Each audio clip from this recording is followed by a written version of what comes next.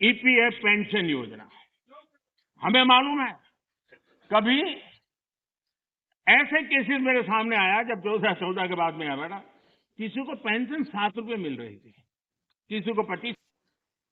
अब मजदूरों के साथ और एक छलावा करने जा रही है। आने वाले कैबिनेट के मीटिंग में जो ईपीएस एम्प्लॉयज पेंशन स्कीम 95, ये जो योजना है जिसे ईपीएफ पेंशन कहते हैं, ईपीएफ पेंशन या नाम एक्चुअली है एम्प्लॉयज पेंशन स्कीम 95, ईपीएस 95। इसमें मिनिमम पेंशन 1000 करने को जा रहे हैं, ₹1000 केवल। भारतीय जनता पार्टी मांग करती है कि ये 1000 नहीं बल्कि 3000 रुपए मिनिमम पेंशन होना चाहिए। 1000 रुपए मिनिमम पेंशन करना ये मजदूरों के साथ धोखा होगा और एक टोकनिज्म होगा। चुनाव के पूर्व संध्या पर एक सौगात दिखा रहे हो, लेकिन प्रत्यक्ष वो पिटन्स है। और ये एक तरह से मजदूर विरोधी ही कदम होगा, क्योंकि this is too little and too late. ये बहुत कम है और बहुत देरी से आया है, क्योंकि पिछले 4 साल से ये प्रस्ताव श्रम मंत्रालय ने दिया था, जिसे यूपीए सरकार ने हमेशा बाजू में रखा था। हम मांग करते हैं कि कम से कम 3000 रुपए पेंशन होना चाहिए और वो महंगाई से जुड़ना चाहिए। It must be index to the inflation.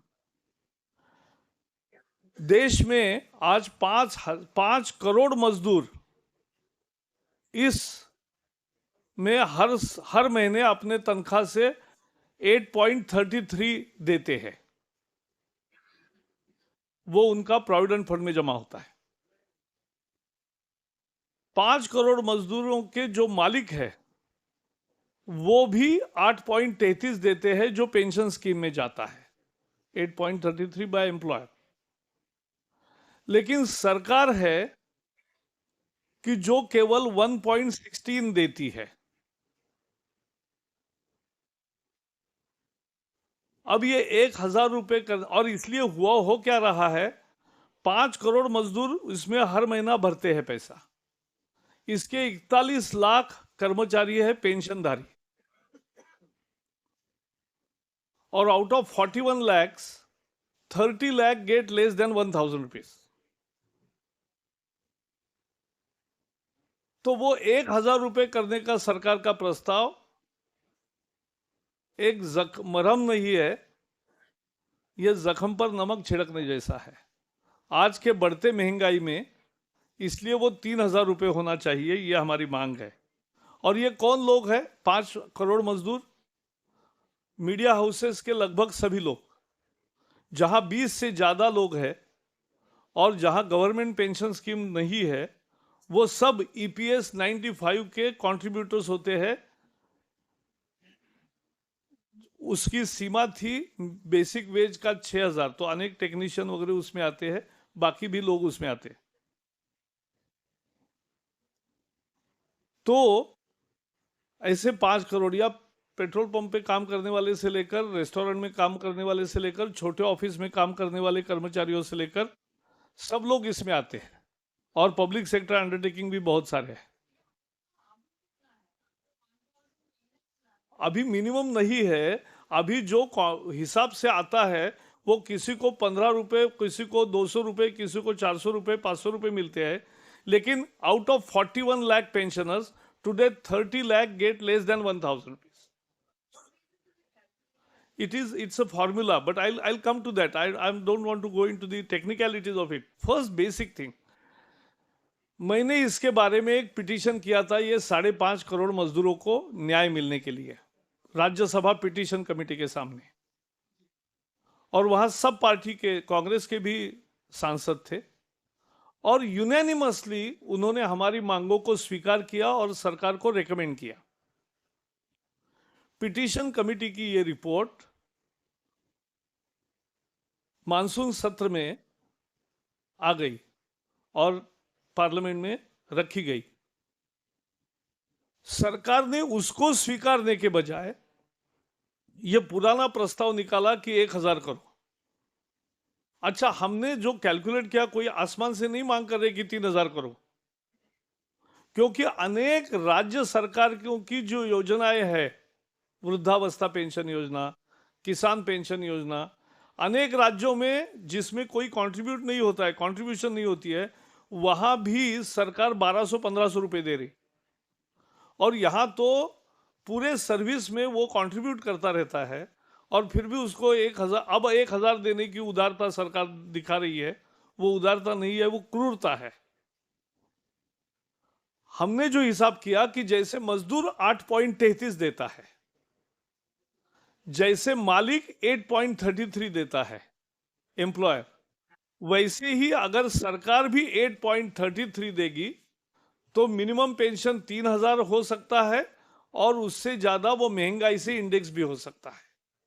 यह हमने सब हिसाब करके मांग की, जिसको पिटीशन कमेटी ने भी स्वीकारा, और पिटीशन कमेटी ने ये बात सरकार के रेकमेंड करके दी unanimously.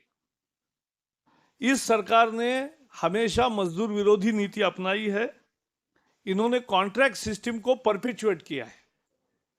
Actually the contract law, contract labour abolition law है, प्रिवेंशन एंड एबॉलिशन। तो प्रिवेंट तो किया नहीं, उल्टो उसको बढ़ावा दिया, and they have actually gone into allowed rapid casualization. So contractualization and casualization are the two worst gift to the labor force by the UPA government. और उसके ऊपर अब ये केवल इतना सा देंगे 1000, तो ये मंजूर नहीं होगा। We have constantly fought against the government injustice and will continue to fight. तो इसलिए हमारी मांग है। So BJP, the government is mulling to increase the minimum pension under EPS 95 to meager 1000 rupees. We totally denounce this. We demand that minimum pension under the Employees Pension Scheme 95 or EPF pension, as people perceive it, to be minimum rupees 3000, and it should be indexed to the inflation. This is because more than 50 million workers are today contributing 8.33 to this pension scheme. The employer contributes 8.33 to the pension, but government contributes only 1.16. And to make it 1000, now they are increasing from 1.16 to 1.79, a meager increase. We want that government also should contribute 8.33. This is the issue of more than 50 million labor, small labor, unorganized labor,